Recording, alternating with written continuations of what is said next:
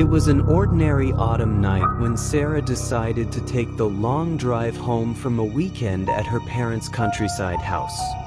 The main highway, Route 88, was known among locals as the Whispering Highway, but she dismissed it as folklore, a story passed around to spook newcomers.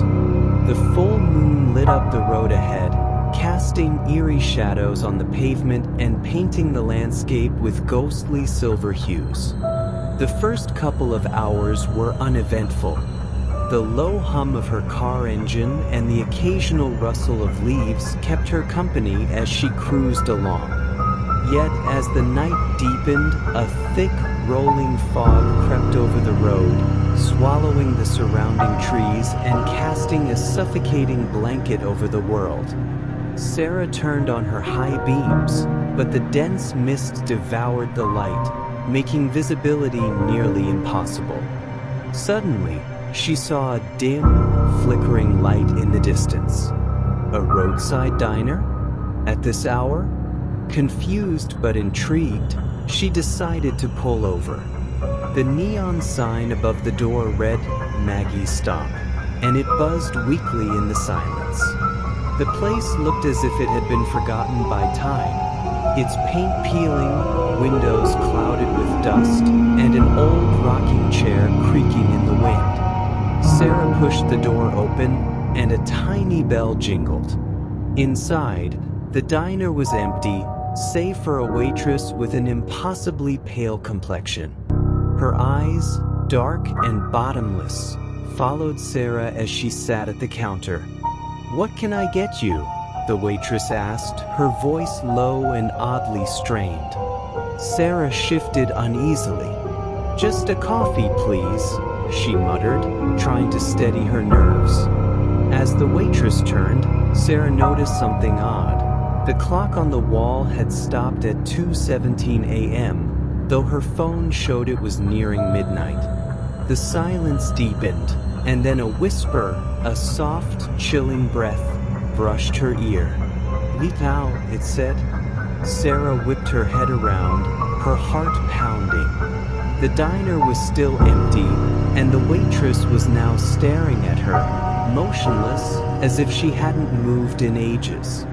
"Are you okay?" Sarah ventured. The waitress's mouth curled into a thin smile.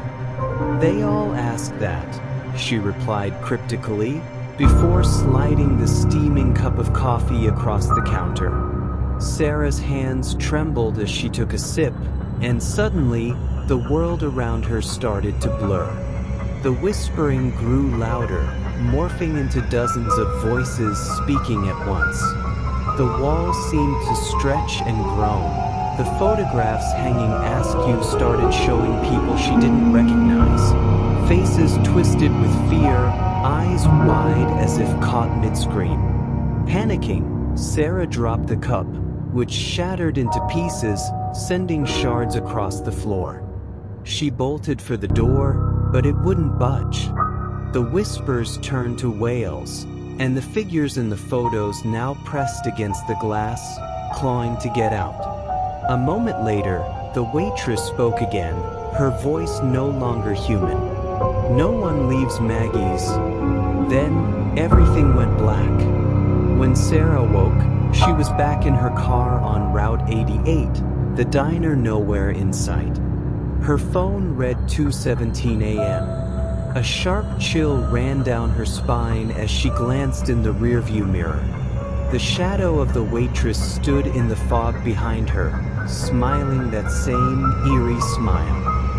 Sarah pressed the gas pedal and sped off into the darkness, never daring to look back.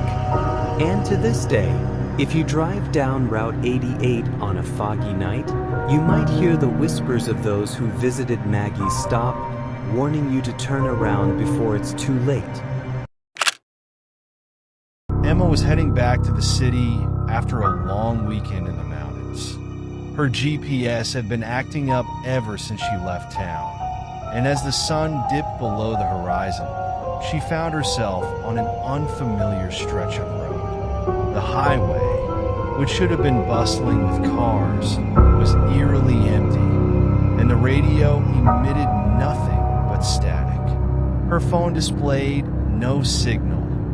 Frustrated, she decided to keep driving, hoping to reconnect with a main road. The dense forest on either side seemed to close in, and the headlights illuminated only a narrow path ahead. The air felt heavier with each passing mile, as though she were entering a place untouched by time. Then she saw it, a faint, flashing light ahead. Thinking it was a construction zone or a patrol car, Emma slowed down. As she got closer, she realized it was an old payphone booth standing oddly in the middle of a small clearing.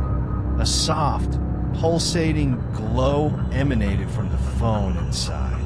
She pulled over, curiosity getting the better of her. The booth looked ancient, its glass panels cracked and streaked with grime. Yet the phone itself was pristine, almost new. Against her better judgment, Emma stepped inside. The moment she did, the air grew icy.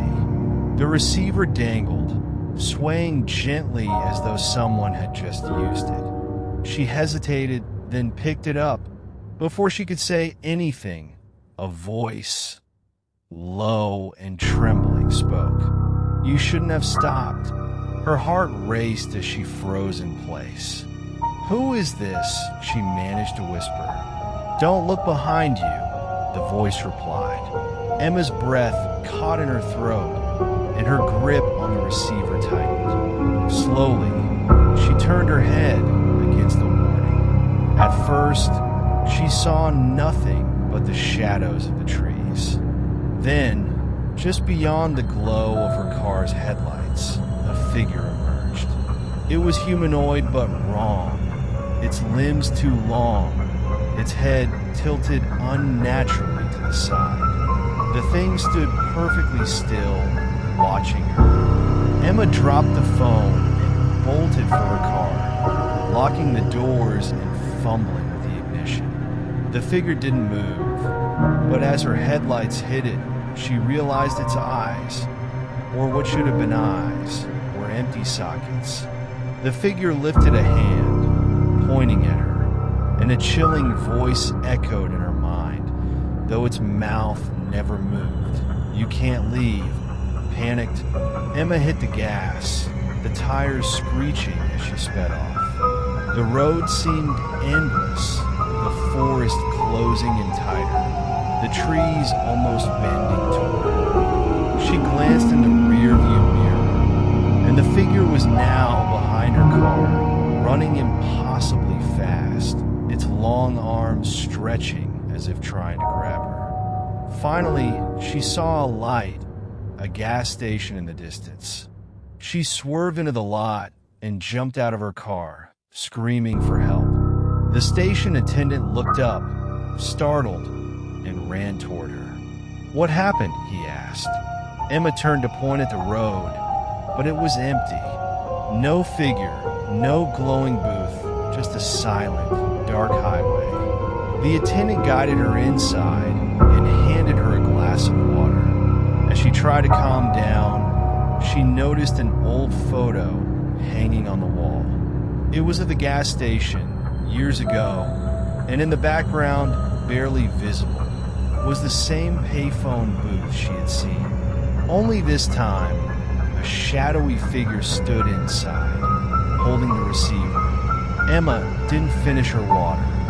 She jumped in her car and drove away, vowing never to take a back road again. But later that night, when she stopped at a hotel to rest, her phone buzzed. A new voicemail. With trembling hands, she played it. "Don't stop again." Jake McCarthy had always found night drives oddly comforting. The familiar stretch of Highway 42, cutting through endless plains, offered a solitude he had grown used to. But tonight, the road felt different.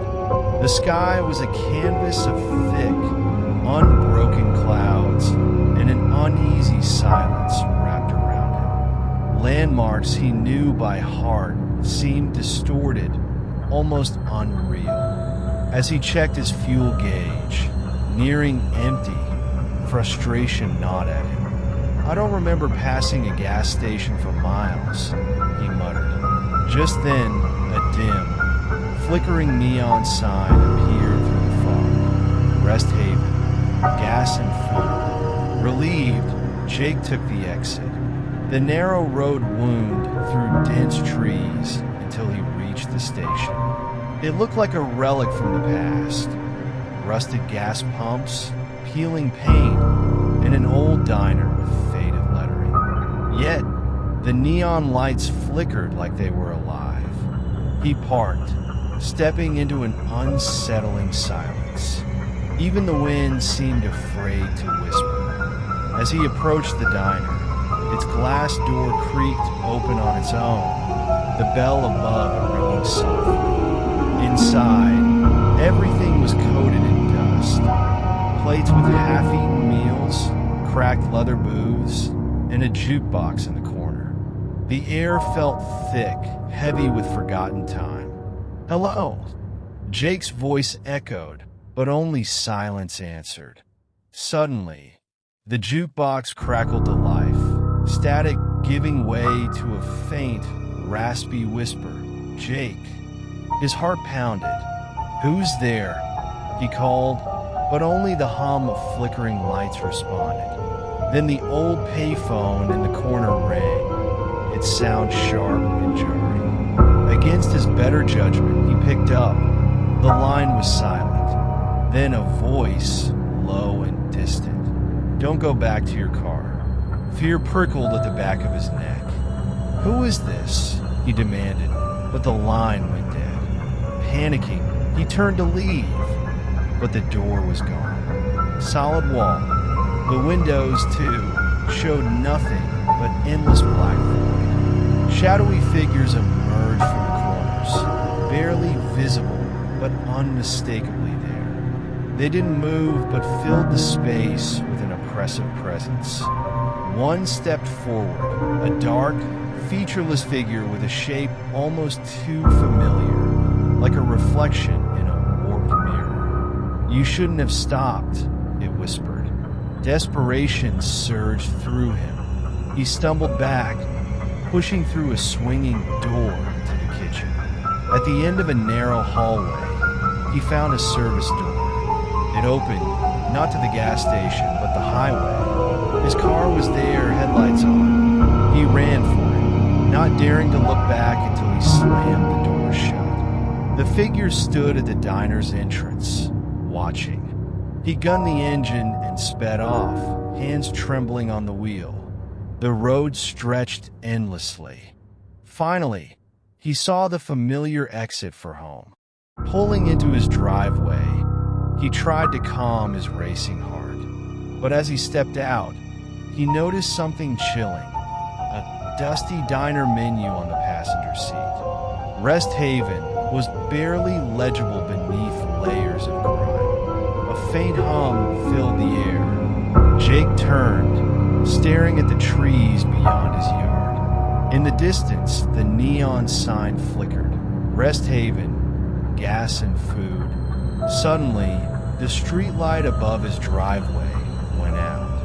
The shadowy figure stood at the edge of his property, just beyond the trees.